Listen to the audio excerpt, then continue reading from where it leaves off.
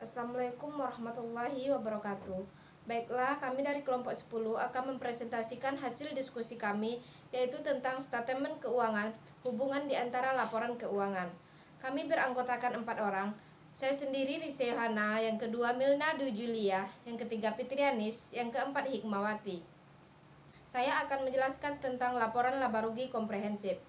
Istilah laporan laba rugi komprehensif mulai digunakan sejak diberlakukannya PSAK 1 dalam rangka konvergasi dengan IFRS yang merupakan adopsi dari IAS 1 tahun 2020. Tujuan penyusunan laba rugi komprehensif adalah untuk memberikan informasi tentang kinerja keuangan entitas selama periode tertentu, yaitu laba rugi, komposisi, dan rincian penghasilan, pendapatan, dan keuntungan, dan beban serta pendapatan komprehensif lain yang berguna untuk menghitung atau menganalisis profitabilitas, efisiensi, pengembalian investasi, dan laba per saham, serta ramalan tentang kemampuan arus kas entitas tersebut. Unsur laporan posisi keuangan. Laporan posisi keuangan terdiri atas 3 elemen, yaitu aset, liabilitas, dan ekuitas.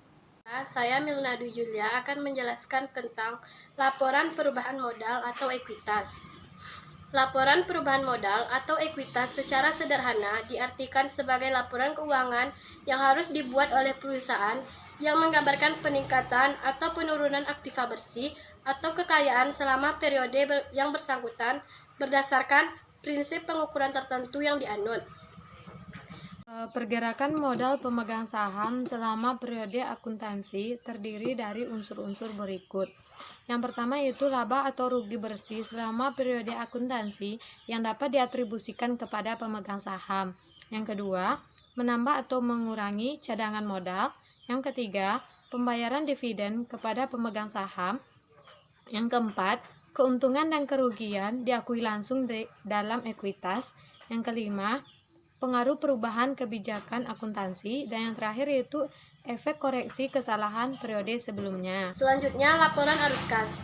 Laporan arus kas merupakan laporan yang menyajikan informasi tentang arus kas masuk dan arus kas keluar dan setara kas suatu entitas untuk periode tertentu.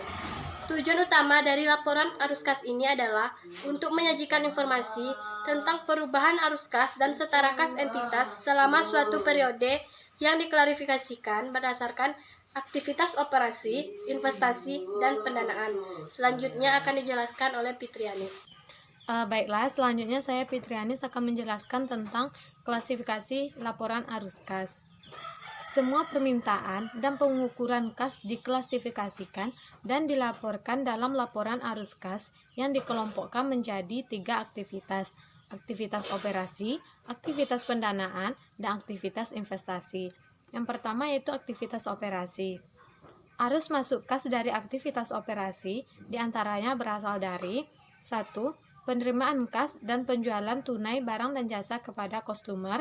Yang kedua, penerimaan kas dari pembayaran piutang usaha. Yang ketiga, penerimaan kas dan ganti rugi. 4. Penerimaan kas dari debitor. Yang kelima, penerimaan dividen kas. Arus kas keluar dari aktivitas operasi diantaranya mencakup: yang pertama, pembayaran gaji kepada karyawan. Yang kedua, pembayaran bunga kepada kreditor. Yang ketiga, pemberian donasi. Yang keempat, pembayaran kas kepada pemasok. Dan yang terakhir yaitu pembayaran pajak kepada pemerintah. Aktivitas yang kedua yaitu aktivitas investasi. Arus kas masuk dari investasi diantaranya berasal dari: yang pertama yaitu penjualan instrumen keuangan yang semula dimaksudkan sebagai sekuritas tersedia untuk dijual. Yang kedua, penjualan diskonto wesel. Yang ketiga, penerimaan kas dari pembayaran pokok pinjaman yang diberikan. 4. Penerimaan kas dari penjualan aset-aset jangka panjang atau aset tetap. 5. Penjualan instrumen keuangan yang sejak awal dimaksudkan sebagai sekuritas untuk dipegang sampai jatuh tempo.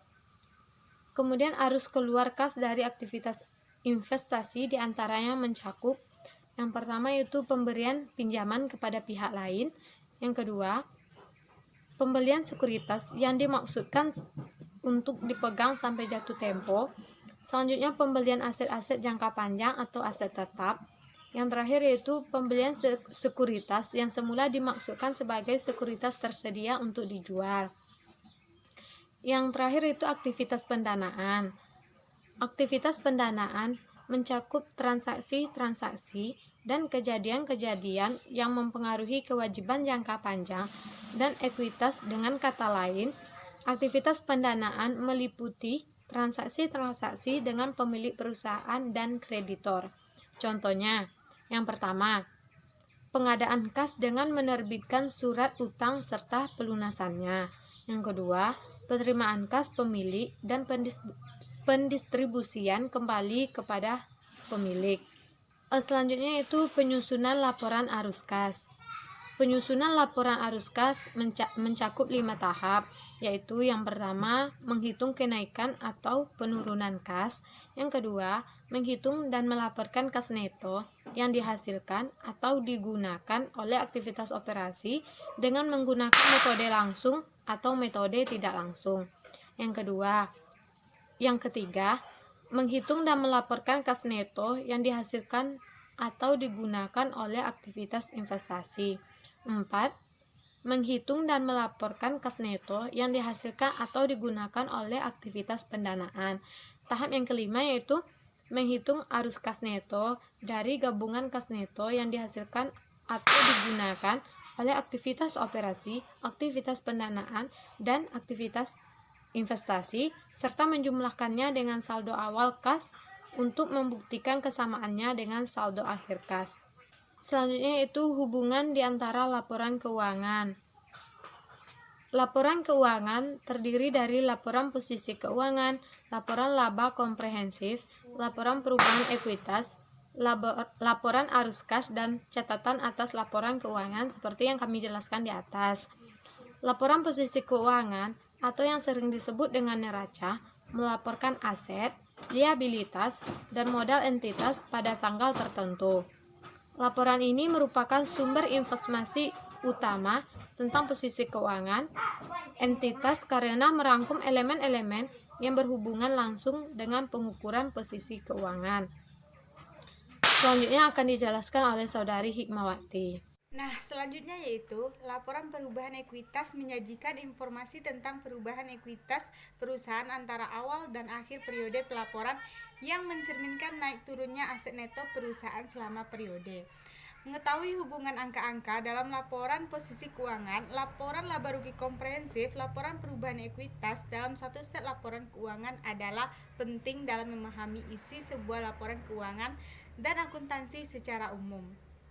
Berikut adalah hubungan penting yang mendasari laporan keuangan. Yang pertama yaitu pendapatan dari beban yang disajikan dalam laporan laba rugi komprehensif mengakibatkan perubahan data aset dan liabilitas dalam laporan posisi keuangan. Yang kedua yaitu laba bersih mengalir ke dalam laporan perubahan ekuitas dan mengakibatkan determining penting dan saldo akhir periode laba ditahan. Yang ketiga yaitu saldo akhir tahun ekuitas memberikan kontribusi dalam laporan ekuitas sesuai dengan jumlah yang sama di pemegang saham bagian ekuitas. Yang keempat yaitu saldo akhir dari laba ditahan. Yang kelima yaitu saldo akhir kas dalam laporan arus kas. Yang keenam yaitu arus kas dari aktivitas operasi. Yang ketujuh yaitu aktivitas operasi yang mencerminkan arus kas positif dan negatif dari perubahannya aset. Dan yang terakhir yaitu kegiatan laporan arus kas. Baiklah, sekian video dari kami. Apabila terdapat kekurangan, kami mohon maaf. Kami akhiri dengan Assalamualaikum warahmatullahi wabarakatuh.